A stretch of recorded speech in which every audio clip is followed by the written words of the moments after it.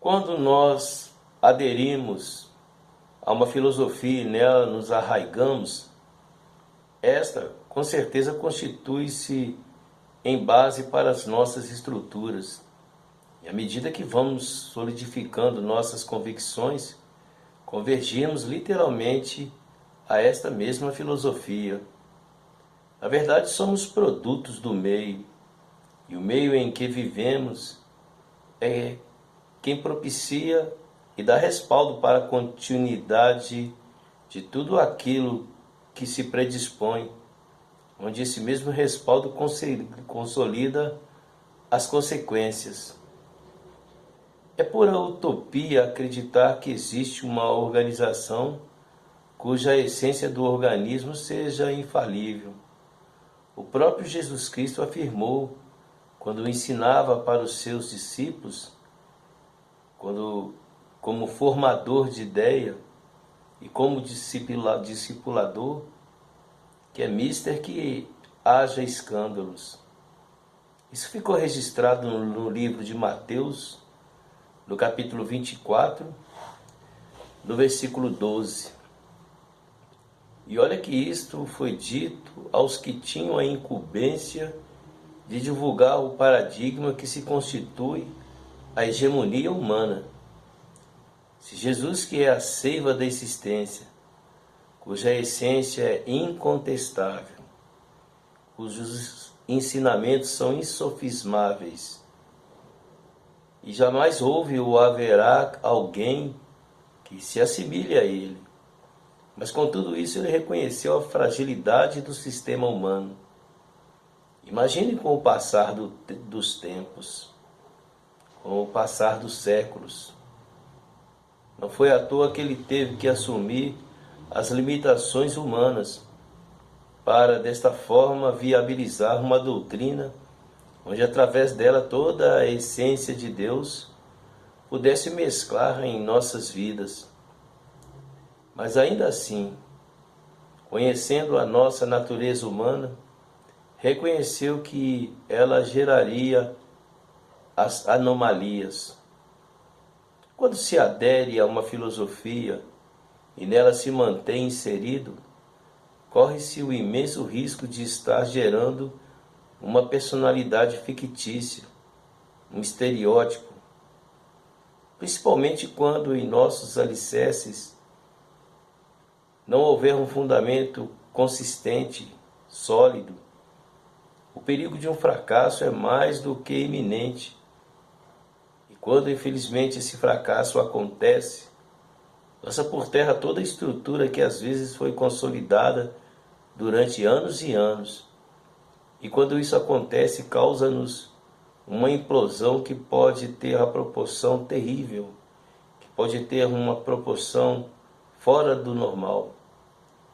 Se não houver uma base sólida, consistente, que dê sustentação à nossa estrutura, e se esta estrutura não tiver na sua essência todo o fluxo reverberador que vem aprimorar-nos dia a dia, a tendência é de fragilizarmos, desnorteando.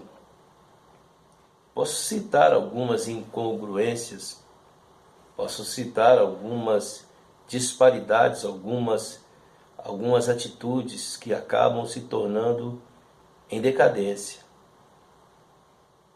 Falo, por exemplo, da dependência, que demonstra muito profundo a nossa fragilidade. E nesse bojo posso colocar o alcoolismo, as drogas, que é diagnosticado pela medicina como uma doença lenta e progressiva e de fins fatais. Na verdade, eu não tenho know-how para discutir com a medicina, mas nem por isso vou me autodiagnosticar um dependente ou um doente, quando tenho de posse o antídoto. Existe um enorme risco de autodiagnosticarmos um doente dependente de qualquer compulsão. Este risco se dá pelo fato de que muitos, psicologicamente, por estarem despreparados, acondicionam a sua compreensão a uma consciência negativa um tanto bilinista, o que anula todo o ímpeto de lutar contra esta mesma dependência, que vorazmente devora qualquer tipo de resistência. Isto cria uma filosofia autocomiserativa, intrínseca, tornando o quadro um tanto irreversível. Reconhecer a nossa impotência mediante ao vício é mais do que imprescindível. Porém, convertermos em parasitas por causa destes mesmos vícios ou destas anomalias, isto é suicídio. Estigmatizar o nosso passado é transformá-lo em um fantasma que, como sombra, nos persegue a todo instante e que nos converte em algo delicado, extremamente explosivo, como a própria nitroglicerina. E quantos estão despedaçados pelo chão, tentando juntar os seus cacos ou os cacos que sobraram, perderam suas forças ao verem toda a estrutura ruir em apenas um gesto, em apenas um segundo ou uma atitude. É mais do que necessário reconhecer que somos incapazes, mas não falo isto me relacionando apenas a uma dependência, seja ela de que tipo for. Nós somos por natureza perecíveis, efêmeros. Por isso, quando vemos o nosso castelo desmoronar, desmantelamos juntamente com ele, tornando-se algo extremamente difícil de reerguer. Somente uma razão que vai muito além de nossas condições humanas, que vai além de nossa capacidade natural, é que propicia esta nova condição, aumentando nossas chances. E eu não estou sendo de forma alguma pessimista, e sim realista. A partir do momento em que se volta a estaca zero, o recomeço é uma barreira que, quando tentamos transpor, vemos que os fantasmas que antes nos assustavam, criando uma neurose fóbica, se fortaleceram com a nossa queda. Tornaram-se praticamente imbatíveis. Infelizmente, ironicamente, foi justamente o terror que tínhamos antes, essa neurose, que os fortaleceram. E agora, com o medo que há em nós,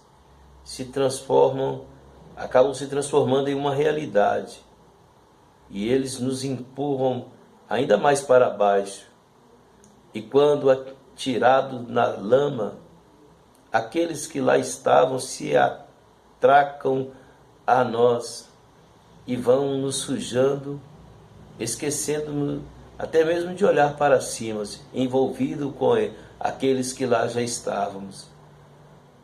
E nós acabamos perdendo a força para lutar, para voltarmos para o lugar de onde estávamos antes de cairmos. E com isso acabamos acostumados com o nosso novo estado, que com o tempo passa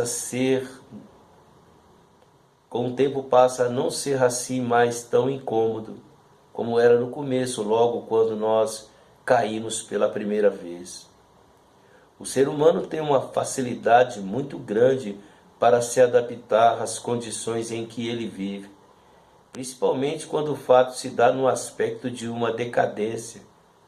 A vulnerabilidade proporciona a decadência, e quanto maior for esta vulnerabilidade, maior se torna a dependência. Existem os que conseguem se impor, e ainda que uma razão maior tente condicioná-los, estes preferem a própria morte do que a decadência, ao ter que se adequar a esta decadência. E digo isto relacionando a sistemas concretos ou mesmo abstratos. Nossa nação viveu um regime um tanto inexpugnável, onde ainda hoje trazemos sequelas de um sistema um tanto autoritário, despótico, inacessível. Sei que muitos chegaram a ser martirizados por causa de suas ideias, mas eram apenas uma gota em um imenso oceano. A maioria se adequou ao sistema impetrado na época. Hoje, no sentido concreto, temos a liberdade tão sonhada, porém, avaliando de forma abstrata, trazemos as agruras impostas pelas adversidades. Não existem mais as cortinas de ferro, grades que enclausuravam os nossos sonhos, mas existe uma influência cuja essência nós não podemos ver, ou mesmo discernir. Essência esta que vai aos poucos nos escravizando, e ela traz uma falsa sensação de liberdade que nos dá o direito de ir e vir, mas tira-nos este mesmo direito. E eu posso dar o exemplo da violência, o medo, o pavor, devido às atrocidades que temos presenciado, situações que jamais imaginaríamos que pudessem acontecer, mas no entanto tornaram-se uma rotina corriqueira, onde o roubo, o latrocínio, o sequestro, o estupro, a violência impetrada contra essa sociedade de um modo geral. Estes são apenas um entre tantos outros obstáculos que evidenciam um paradigma oculto aos nossos olhos físicos, paradigmas este cujos efeitos colaterais geraram a decadência. Evidentemente, dá-se a impressão de que eu estou generalizando ao aludir todas estas questões a uma dependência. Porém, é imprescindível que saibamos que vivemos um círculo vicioso, onde a vítima precoce desta tecnologia tirou dos nossos filhos a dependência que eles tinham dos próprios pais.